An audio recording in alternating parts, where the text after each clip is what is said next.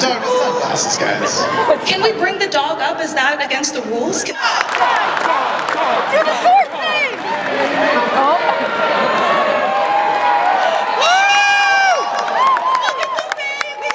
Oh my goodness, can you do jumpies? The dog's coming on stage.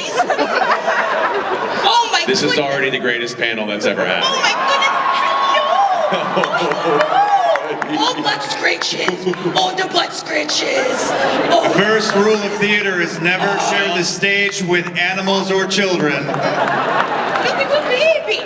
Now we have both. Oh my goodness. I'm so sorry, guys. This panel is already devolved. Oh my goodness. Panel's off, it's just playtime now. Say hi. Oh my goodness. Oh, hello. Oh, hello. This is your panel. I mean, you can't bring a dog and then expect me to not give it pets. Shoes on. Oh.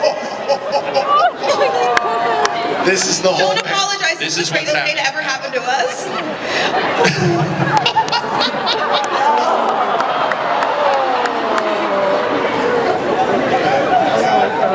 Okay.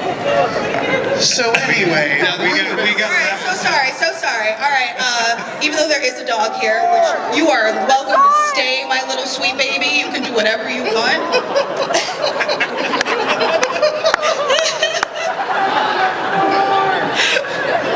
Give him the sword! Thank you all for coming. Oh, go get your sword. Go get your sword, sweet baby. Go get your sword, sweet baby Bean.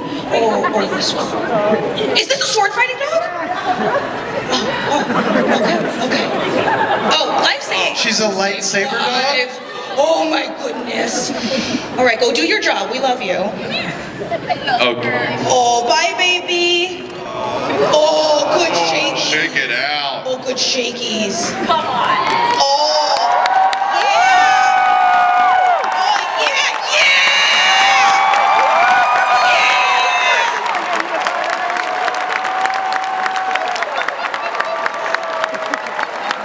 Oh my goodness.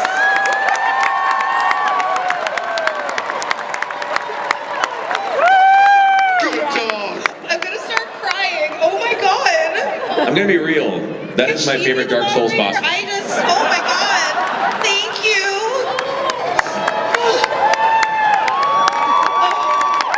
Well, that happened. Thank you, everybody. Good night. Well, I don't know how to follow that. I'm so sorry I'm not a dog. This has definitely made the panel worse, but hi guys, welcome to Seattle.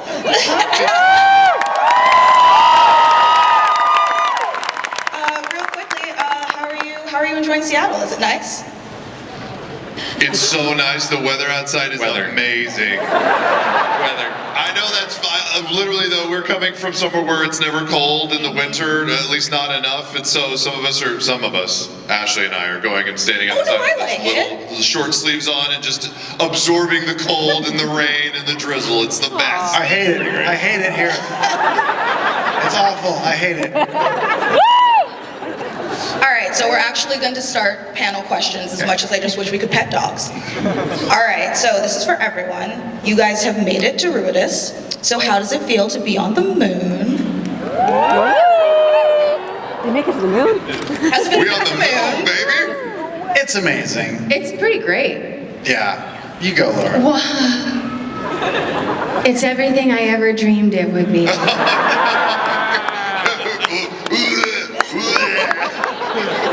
And world About it a peace. lot. No, it's cool. We've been playing in Matt's world for so many years now, and in the last few months, we've experienced the Shattered Teeth, which was so new and weird, and now we're in a totally different part of, not even the world, the universe.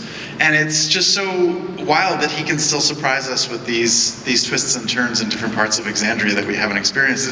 It's so fun to experience for the first time with you all. And we're only just scratching the surface. Yeah, literally. Yeah, I feel like there's more on the moon than I was anticipating because I'm a simpleton, but I just figured there was like a city underneath the divine barrier that was there, but then there's subterranean levels and things that go deep towards the core, and I just thought we were going to land there and instantly be in trouble, which we were because we're a bunch of asshats. But other than that, like learning there are all these new people and these creatures, and it's more complicated than we could have imagined. Like it's so good, and we're just trying not to wreck everything the second that we get to a new location.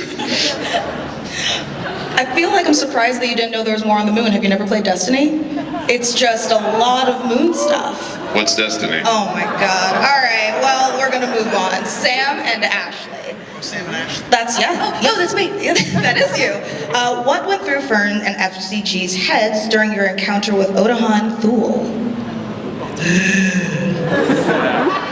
That was a bit of a mistake.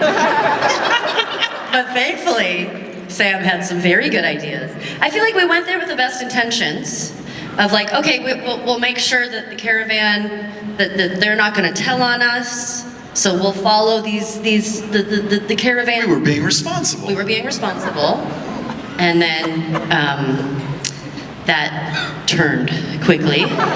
Yeah, so I didn't really have a backup plan as we were doing this. I had one spell left, pretty much, and I didn't think it was going to work. And you did have a backup plan. Your backup plan was to give up, right? Mine was to just play dead. No, I did have a plan just in case, but I don't think it would have been a good one. And what was it? Well, I was just gonna. I don't know if I want to say it. Why? It's not going to happen. No, in case I don't know. It could. I'm not gonna say it. I'm not gonna. Do not make me. Say it! Say it! All right, I would have just gone with her. I would have just been like, I give up. I'll just go with you. It's fine. Wasn't that exciting, guys. I was trying to not say it because it would have sounded more mysterious and cool. But no, there's not a lot going on up here sometimes. Ashley, let me save you and we'll go on to Taliesin here.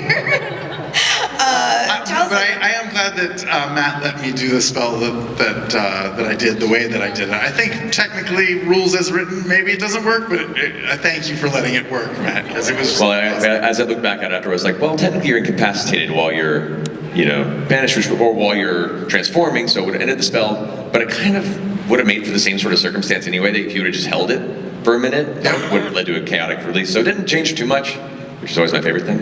But it made for a really epic moment, and the only time I've ever considered using banishment on yourself as a defensive measure. I'd never considered that. Why are you so weird?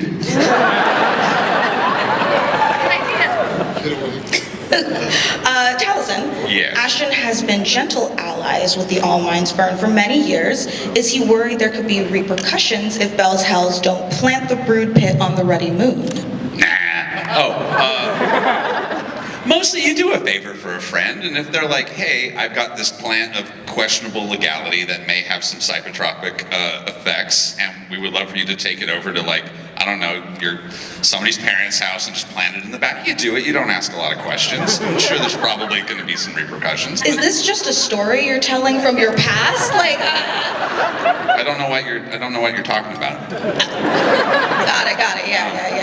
Yeah, no, he's just doing a favor for a friend, and they're cool. A little weird, bit. Again, this is so not different. Yes, it is in Tell fact the story. a mentally connected cult of people living in a weird trash city who all eat little chunks of brain to gain power. But honestly, we've met weirder people in the last. Been there, yeah, for sure, game, so. yeah. I'm all for it. I'm delighted. I think they need more weird brain-eating cults on the moon. Please, break everything. I want to break everything. Matt, how excited are you to be finally able to reveal the deep history of Ruidus, and how long have you had it planned out? I'm guessing the answer is since you were born. Sure, we'll go with that. I'm super excited. I've had loosely the ideas for this since the beginning of the campaign, the first campaign. And then being able to just kind of flesh it out slowly over time, and then hoping that we'll get to a third campaign where we can actually get to these themes and these reveals, and now that we're finally getting there, it's super exciting, and there's still so much like you said, it just scratched the surface. Like there's so much, and I don't even know if we'll get to all of it because that's how RPGs work. But yeah, I'm having a good time. You have so much space in that brain, and it's all taken up, and I'm like, where does it end? And I fear that it doesn't.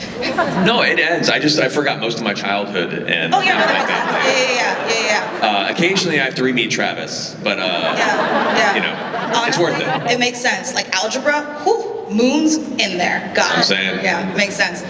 Liam, how does it feel slowly teasing out the deal that Orem made with Nana Mori, and how does he feel about the rest of Bell's House finding out? And Moray, I'm so sorry. That's. I want to ask everybody else, I guess, because it's only peaked out in like frenetic moments, so it's arguably not been noticed yet. That's right, we don't know. I don't think so. And I don't remember what they've seen and what I've seen.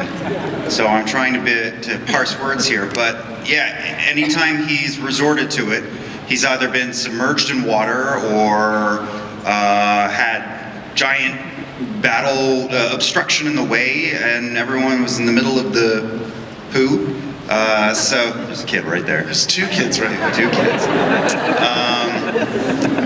I mean, he's not trying to hide it though either. He's not even really ashamed of it. It only affects him, and it's his best friend's grandma. So I don't know. It's like it is really a pickle, but it's not the worst. I always know what's going on with my son. And Scanlan. And Ashton. And Imogen. I'm everybody's father. Is there a spell? Is there a paternity test spell in D&D? Is there something like that? Can we make one? Can you shine a black light on Orem and Scanlan? That's a cantrip none of you want. No one wants that in this group. Is Nana Mori actually the Mori Povich Yeah, show? the Nana Mori Povich show. Oh, man. You're the father. I just love this Genghis Khan persona that Chetney is becoming. How much control does Delilah have? Oh, that's worrying. Tell everyone. Where is any of our mental states right now? Really? I don't know. I mean, in terms of how much control does Delilah have? That's the question, isn't it? Yeah, I think Laudna is just kind of starting to peek into like we're about to go into uncharted territory and we have to do things. We have to succeed by any means necessary. And that by any means necessary, little addendum can get a little scary. So. Fun scary. Fun scary. Yeah. Travis. Chetney's deal with Nana will result in him being the most famous toy maker the world has ever known. So why phrase that deal in that way? Is there any, fear of repercussions about that really vague phrasing? None. Do you know why, Mika? Why? Because I completely forgot that how you phrase which is important. In that moment, I just knew I wanted to ask Nana Mori something, and then I was like, oh, S-word. I should phrase this carefully, and then I remembered that Chetney's 400 years old, and I don't really care. So, I mean, who also goes to is it the Fate Stitcher? Yeah, Fate Stitcher. Who goes to the Fate Stitcher and asks to become the greatest toy maker the world has ever known? I love that the moment there is a not overtly antagonistic hag-type Fey entity in the campaign, two of you rush at the chance to make a deal. That makes me so happy. Yeah, we see them so rarely. That was absolutely going to happen, even if it had horrible consequences. If yeah. When. I hope. No, that was the best. That was the best part of that whole realm, is just exploring it, and also trying to get a peek into who Nana Mori actually is, because the presentation of her, portrayed so brilliantly by Matt Mercer, is so creepy, but I want to know what the dark side of the Fate Stitcher is, especially since Byrne loves her so much. I just love that whenever you guys see something possibly terrifying, you poke it with a stick. Must poke, do not leave alone. That is a waste of time. Shout out to all our button pushing players out there. GM's best friends. A general question to the couch full of lovely people. What is it like interacting with a brand new, never met in any other campaign, community that is the Ruidians? I love them. I love what you've done with their like symbiotic relationship between the, oh my gosh. I just think it's so unique and so creative, and I want to bring them to Exandria. Well, that's definitely an opportunity, I guess. I'm hoping that happens. It's also so cool that like we've been doing all these all this dreaming, like the whole campaign, lots of dreams, and it turns out that dreaming and receiving dreams and listening in on dreams is such a vital part of their existence and stuff. It's super cool. And did you just come up with that on the fly during the campaign, or was that always the thing? No, that was part of the intent. I mean, dreams were also a big thing to the last campaign. I love dreams as just a device for storytelling. They're very impactful to me. A lot of things that I, creatively develop on often stem from dreams that I've had. And so for me, I think it's a great place for musing and inspiration. But the idea of like an entire society of individuals that have shaped their personas around living every evening in somebody else's dreams, that sort of interesting longing and mixture of, to them, alien cultures that they've then kind of absorbed as their own, as this kind of either ideal or a fear or whatever their experiences may be, and end up creating a society that is also very oddly mixed up from different cultures around Exandria as well. So yeah, I've been having fun developing it. I've been so eager to get here. Sure. But I want to be careful about how much gets thrown in your face, because it can be a lot. I also love that we have no context for anything. If you play in a fantasy world, everyone up here has been reading and watching and playing video games that are fantasy, and we all know elves, we all know dwarves. We have no idea what to expect in any corner of the moon. I think we were expecting one kind of alien encounter once we got there, and I'm starting to lose track. It's really, really cool. Yeah, I feel like I anticipated, like when you walk into a new town in an RPG and you're like, oh, every NPC is the same person. I don't know, I feel like it was just gonna be one type of person, and did not anticipate a whole other world. This DLC is crazy. I am I'm personally determined to have the moon's first rodeo. Because those bloody buffaloes, first of all, I just want to see if I can hang on for like 8 seconds, see how ornery they are, and then I'll transform into a werewolf and then just eat one. It's gotta happen. I just love that it's also a whole new realm of beasts for Fern to now transform into. Bingo. I also feel like I love it because I probably will never get to go to another planet myself as Ashley Johnson. Not with that attitude. True. Don't let your dreams be dreams. Just go to a planet. Go to a planet. I mean, just make it happen. So I'm excited that we get to travel. I was very excited about going to the moon. I feel like we've been begging you for multiple campaigns now to let us go to the moon and for it to finally happen. Your patience has been rewarded.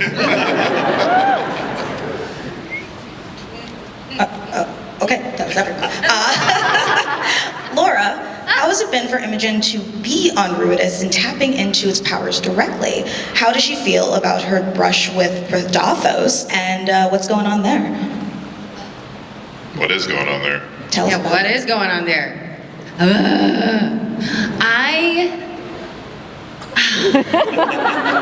How much do I give away right now? Everything. The pull is strong, right? And every time that she gives into it, I know I'm rolling for it, but also in my head I'm going, do I even need to roll for it at this point, right? Because I think it's becoming a very strong desire to feel part of it. That's why I asked, do you want to resist? I know. So we'll see. We'll see what happens.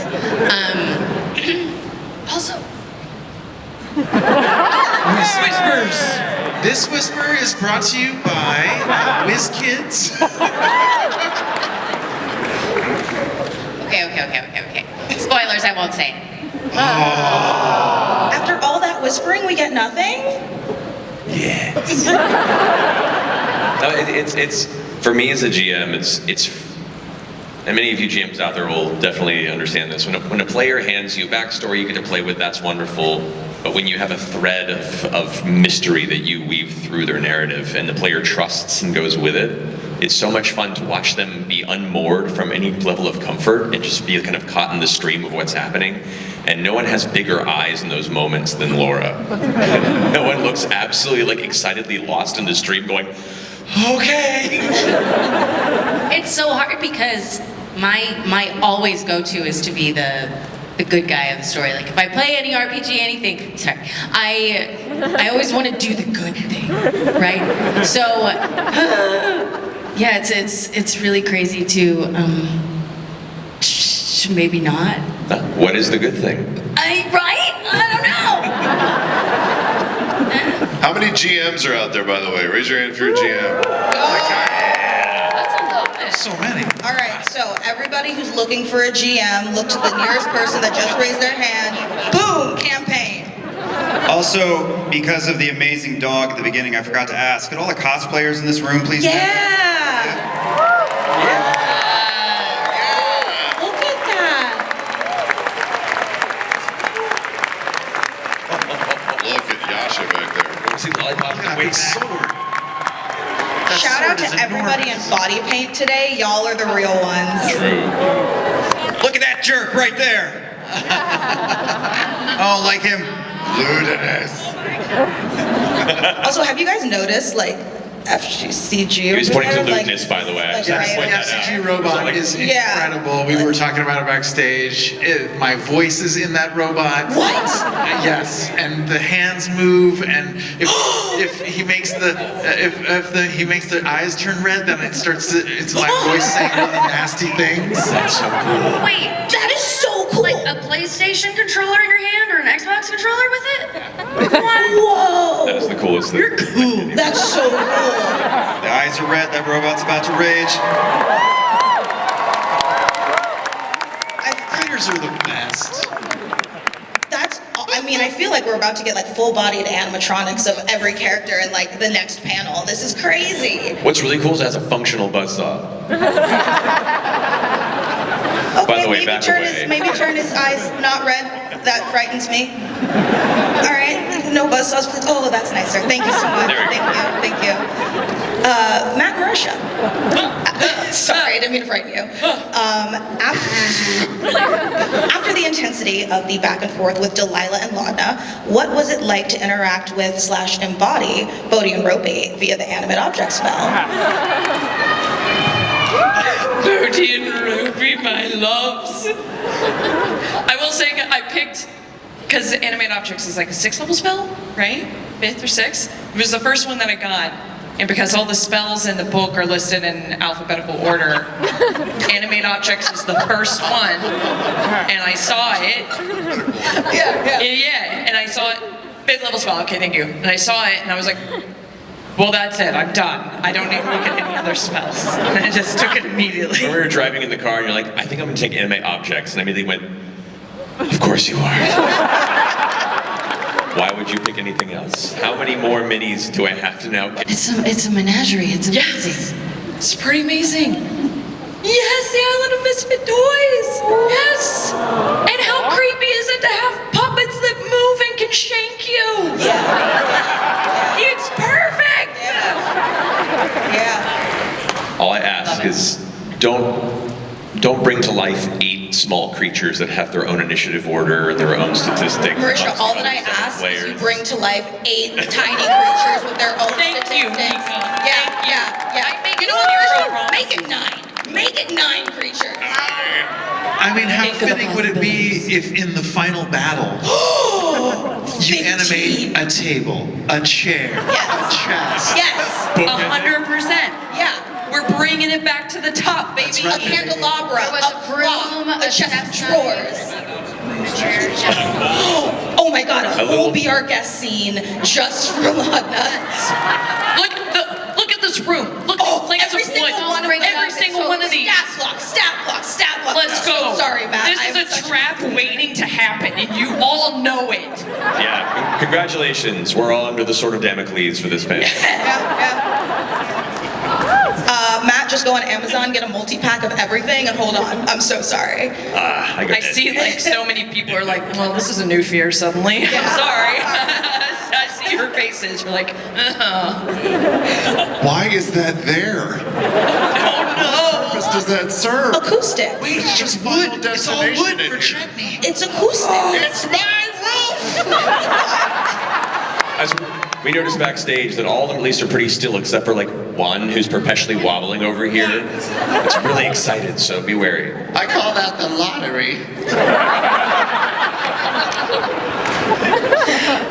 Ashley, oh, I keep frightening everyone. I'm so sorry. How is Fern dealing and feeling after discovering that the Sorrow Lord, I'm so sorry, this is my job and I can't speak words. Zabuda is her father and that she was planned to be Rudis born. Well, I told you all I was a princess. I didn't know that actually. I'm really curious to see. I'm really curious to see how that. I really do want to know like why. I want to know why. You know why. Why?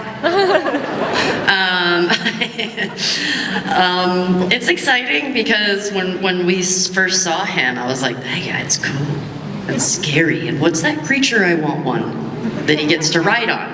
So I'm gonna probably take it from him at some point.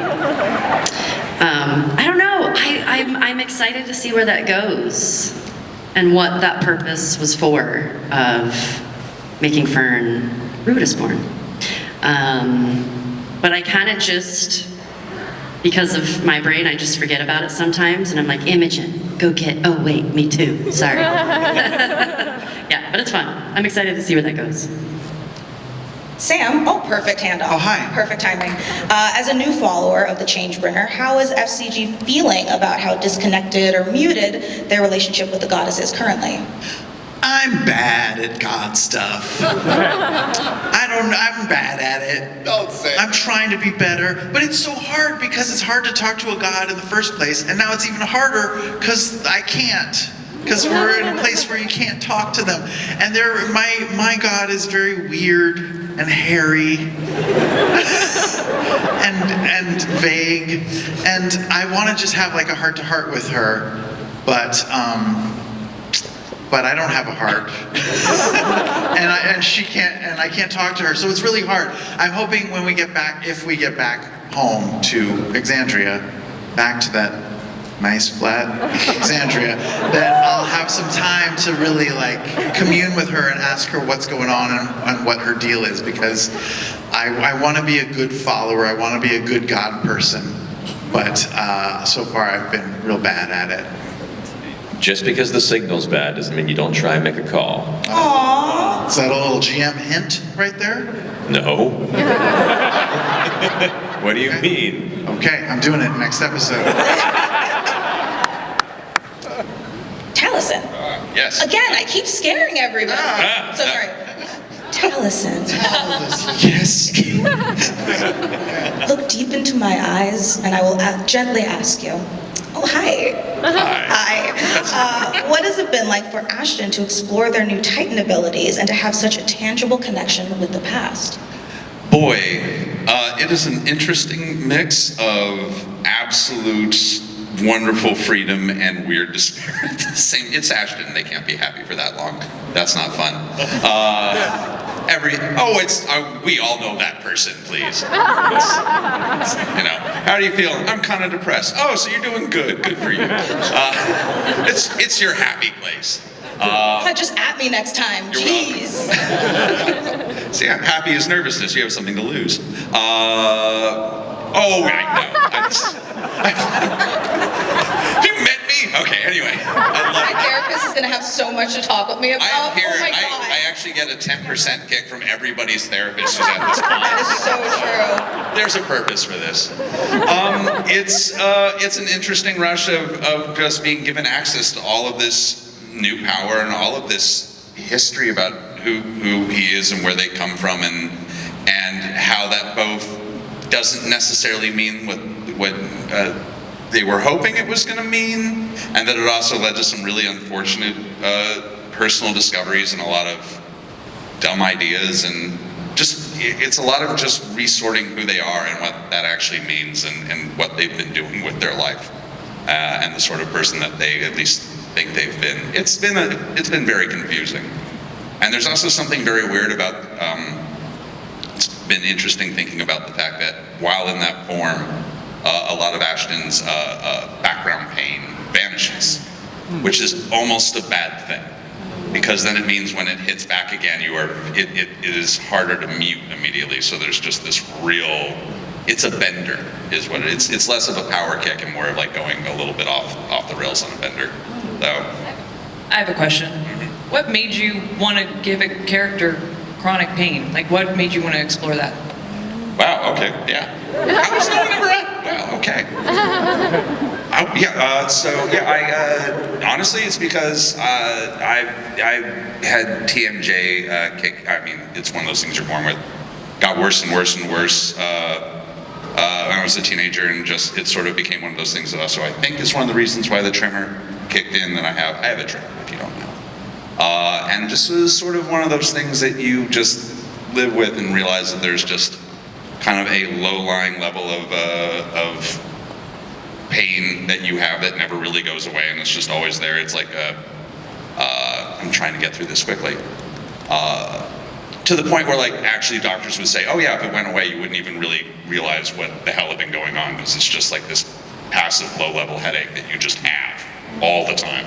And I became interested in processing some of that, and especially friends of mine who also have similar problems where their friends wonder why they're always so fucking irritated. Like, well, why would you be? So it was an interesting place to come from, and what's better than doing therapy publicly on the internet? So, there we are. Those successes make Orem feel about the non-response from Dorian? I'm so sorry. I'm sorry I have to ask these questions. They're on the card. Good questions. Dorian's definitely dead. Whoa! Said Dorian's definitely dead. He is not. Look, the robot's eyes are red. Yeah, oh, see? You can't say that. You can't say that. Shaking his head, no. Oh, and threatening you with a buzzsaw. Oh, I think that means no. I think don't say that. I had two minds in that moment when Jester sent me a message, because everything in me wanted to just respond in kind. Do you know what I mean? Like, it triggered the Jester response, and it was so hard to contain it and go, I don't know who this person is. I can't, what would the response be? So, I'm very excited. Very excited. I was also just super excited to have Jester resurface in our campaign. And that means she's like, We all love her so much. She's with Caleb, he goes and finds her when he needs to talk to somebody. What happened? Like, did he get a message and then he was like, I can't respond. I have to teleport immediately to where Jester is so that she can help me respond to this person. Hello, knock knock. Jester, are you pooping? Yeah, why? What's the big deal? As far as the Dorian of it all, there were very... Stop it. I mean, Imogen's reasoning was sound. Dorian could have been asleep or away from his rock. 100%. Not 100%, and that's the problem. It's just gonna be like Schrodinger's cat for Orem. He'll think like, yeah, of course. There's very valid reasons why he wouldn't pick up the call, but there's 5% doubt in his head. It was the middle of the night. Caleb was awake, Jester was awake. Well, sending's different, you know? It just goes straight to your head. If you don't have the rock right next to you, you're not going to hear it straight in your head. I hope he's okay. He's okay! He's okay. For the record, I didn't realize any of that was going to happen. And so it was like, okay, they're going to message Caleb. All right, well, I knew in my head that the spell functions now for reasons. What are the reasons? And then since our Mighty Nine reunion one-shot post-solstice, like Mighty Nine is reunited and they're having their scenario across the world, so Jester would likely be near Caleb. So cool. Which meant, in the moment, my head logic went, hey Matt, guess what? You get to improvise Jester right now in front of Laura, and a little part of my brain went, oh God, no. Why do I do this to myself? I still don't even remember anything I said, but I think that's probably exactly how Jester works. Exactly. Yeah, so. I don't remember anything she says. It's the best. Just no thoughts, head empty, and we love that. I mean, I'd be lying if I didn't say Dariax was inspired by you doing Jester, me going, oh, you can just have nothing in there and Just go. goes out. Yeah. It's beautiful. It's just elevator music on a recorder up there. It's just very nice. Yeah. It's so freeing, you guys.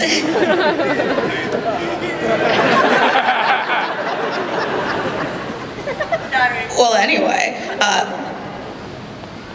Laura, Yes. Marisha. Okay, I'm so happy I'm no longer frightening you guys. Thank you. Since landing on Ruidus, Imogen and Laudna have been going nonstop and connecting with bigger threats, and you know, Delilah, it's kind of not a great thing. But in all this chaos, how's their relationship? What's going on? Have any of the recent events changed it in one way or another? And like, do you guys have like matching friendship bracelets or rings or anything? What's going on there?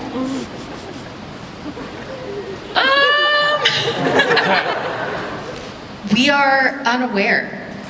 I am unaware of what is happening fully with Laudna and Delilah because Correct. you're hiding it much more. And Yeah. I have a feeling it's because of what happened in in Nanamori's trials. Yeah. So, yeah, I have no basis to approach you and go, what's going on? Because you've hidden it all. You should read her Yeah. texts. I'm trying real hard not to sneak into people's heads anymore, you know? Yeah, well, it's due to the trials. It lives rent-free in Laudna and Marisha's brain. I think about it all the time. Imogen looking at her and being like, I hate that she's watching us. And we haven't been able to talk about it. Yeah, so maybe we'll talk about it. I mean, it's really awful to think that any intimate moment that you would share with somebody is being watched by somebody completely horrible that has horrible intentions. Yeah. That's correct. It's like knowing that Travis is always watching. Yeah, so she's having a hard time processing that one, doesn't really know what to do with it.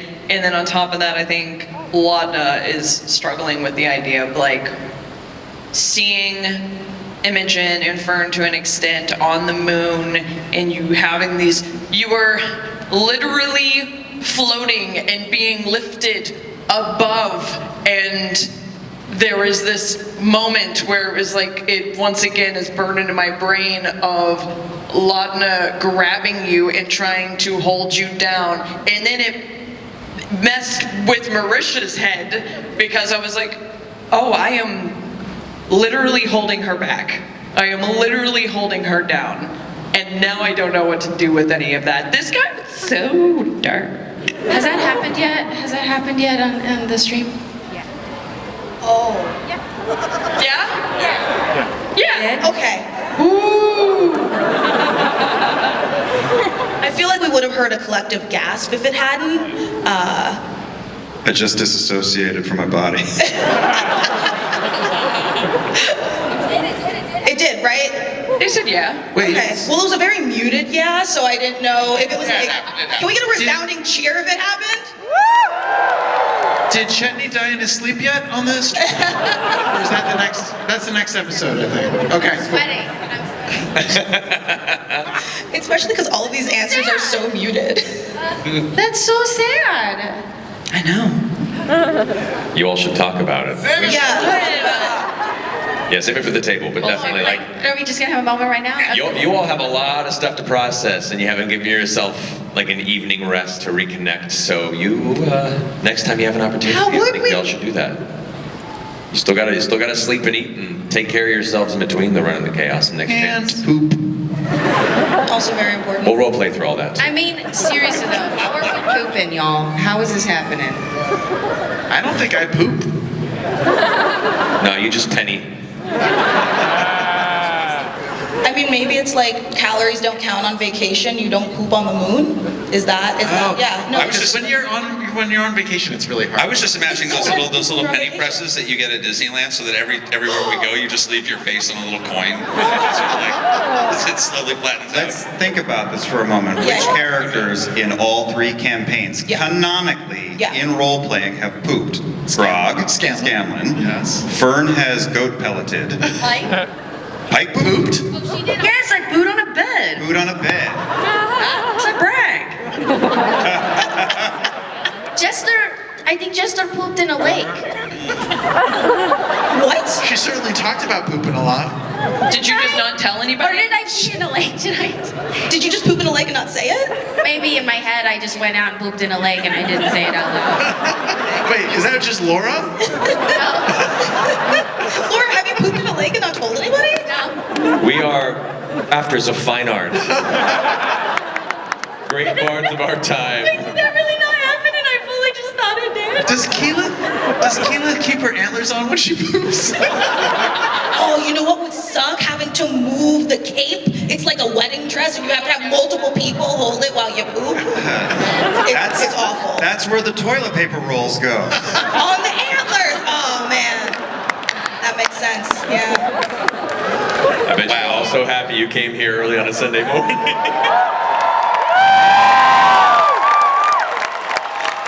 Mad idea. A book. It's everybody poops, but it's all the characters of the campaign. Don't give Laura ideas. Hey, Laura, idea. I kind of love it. We'll talk. You're welcome, critters. Book. And it's definitely just Jester narrating the whole thing. Love you. What have you done? I love being an instigator of chaos. Why do you keep bringing me back? To be normal? No. How dare you? We like it. Yeah, thank you.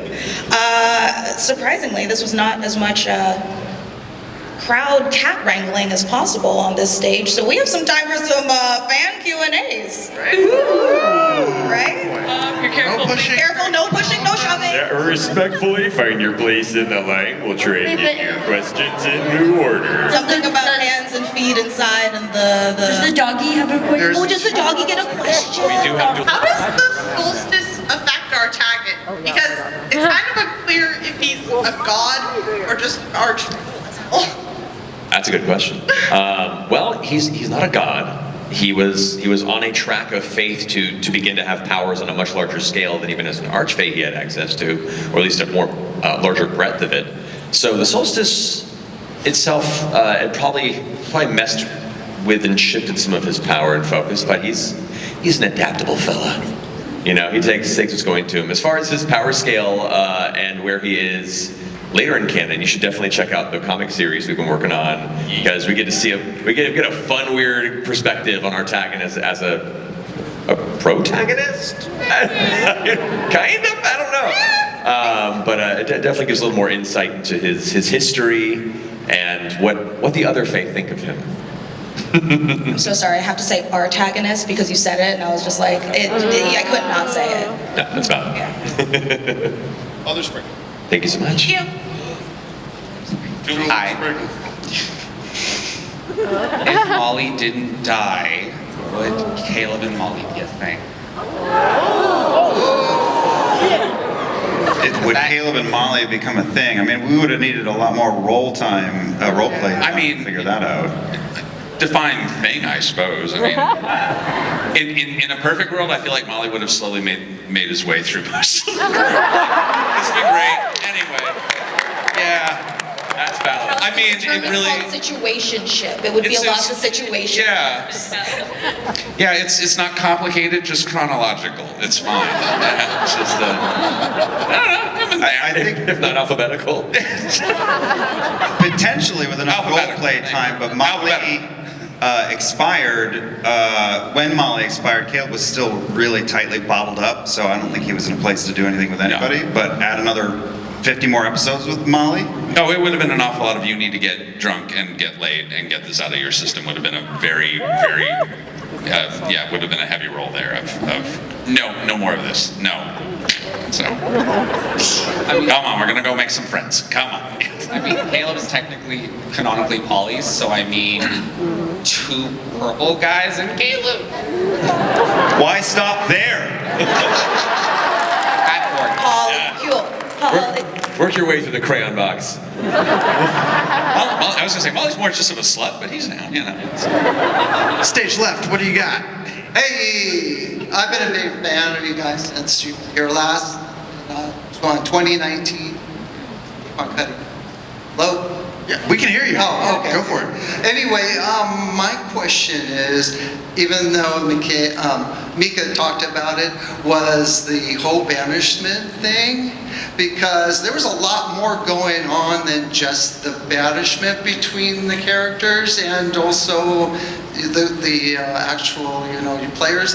And so I was just wondering, because Liam kind of led on a little bit with Sam about, banish, and all of a sudden he says banish, and then all of a sudden Marisha says, hey, I wonder if we can use that on yourself, and all that, and it all just kind of happened. I don't know if it was kind of a kismic moment, and everybody was just kind of playing off of everyone else. It was just a really, interesting moment. I was just wondering what you guys thought about that.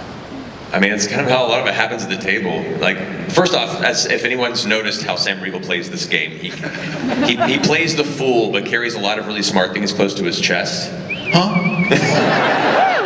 So I don't know if he already had that in the chamber, and then everyone else at the table kind of came to the realization at the same time. To be fair, I wasn't paying attention, because as any GM out there knows, when you're having to juggle this many players at the table, as well as like multiple scenes across different things and concurrent timelines, I miss half of the stuff they're talking about to each other. So you guys should answer this question more than me. Yeah, it was. That spell. There was literally I had one spell slot left, and I was trying to go through the list of things that she couldn't counterspell, or what's the other thing when?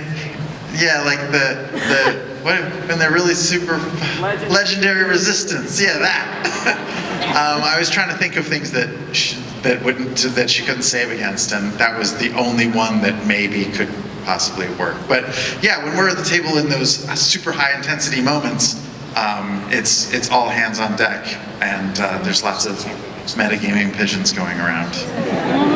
Yeah, I feel like we all kind of will share this like subconscious where we know the goal, and we'll say things like, how can we get you out of here? And then all just start looking at our toolbox to see what options that we have, and then sometimes we'll kind of all...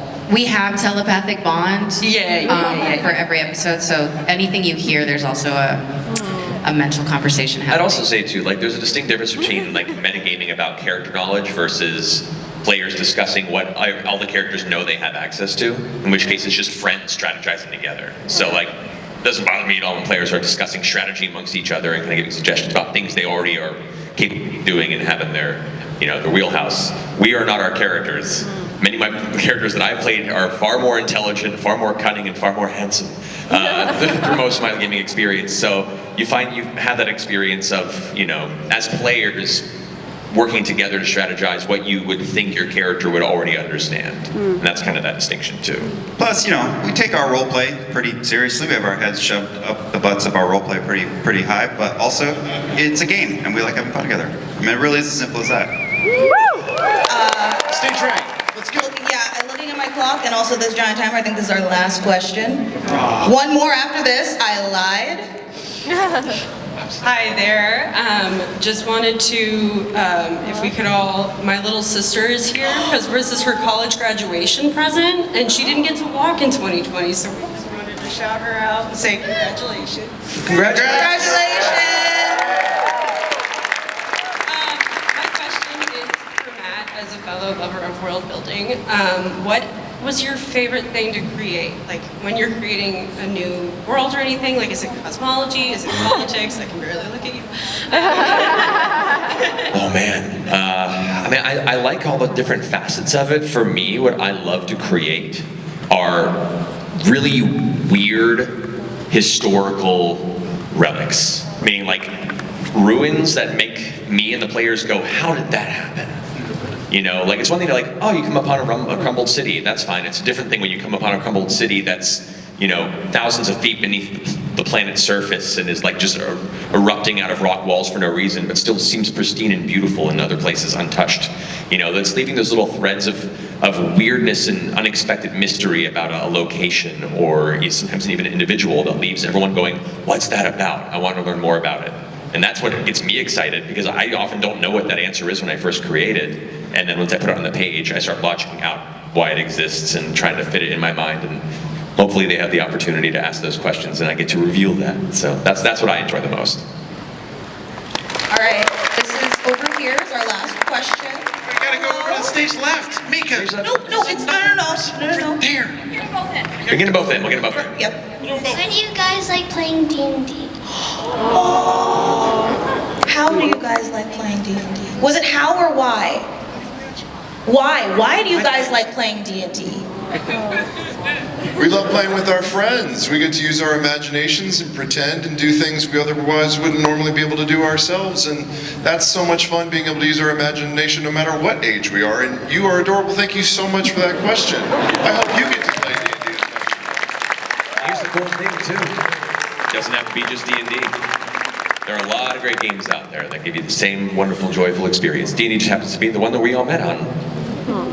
Is that a little pate? Yeah, look, that's the cutest log I've ever seen in my life. Goodness, you're so pretty. You must be a lady. Oh, okay. Hi, I'm Cole. I'm from Spokane.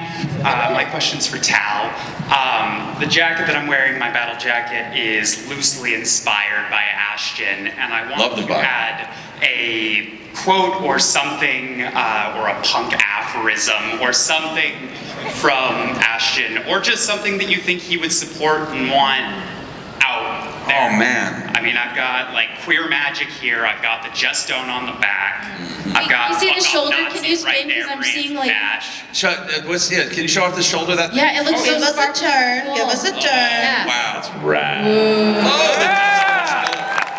The sparkle hitting from the spotlight is epic. I have been working on it for a few years. As like the best, I've been thinking back to the jackets of my youth. I've been thinking about the jackets that the kids in LA used to have in the '90s, and like they were like decades-long projects, and like some of the guys I know had these kids had been working on them for their whole lives. I don't know, man. I'm trying to think like what would. Bagels, yum. Yeah. If you don't have anything, it's gonna be life needs things to live. I mean, honestly, that's pretty solid. It's jackets like that are just such a good way of communicating to a bunch of people who you want to talk to and who, if they're in a point who they want to talk to. I mean, that's my big thing with any good jacket is it's a really good way of making sure that you're going to be both finding the right friends wherever you go, and somebody who needs a friend at that moment can go, oh, right over here and run in that direction. That is the goal all the time. Then you're fine. That thing is gorgeous, by the way. Thank you guys for all of your questions. I have one last question for everybody on this couch and also Matt on the chair. Happy 9-year anniversary.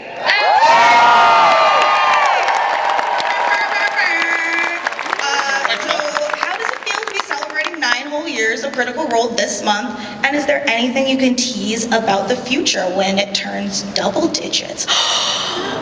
I'll say it definitely feels stiffer. It crackles every time it gets up in the morning. Matt. No, Laura. No, Matt. Joints.